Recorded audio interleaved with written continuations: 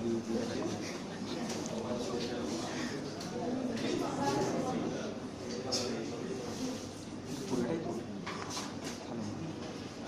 everyone, welcome to my presentation.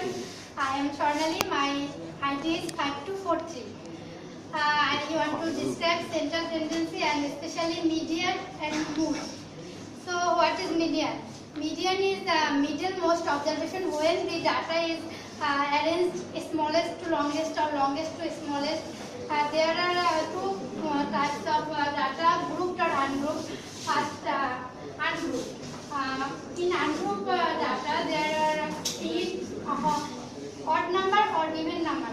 When the number is even, then the formula is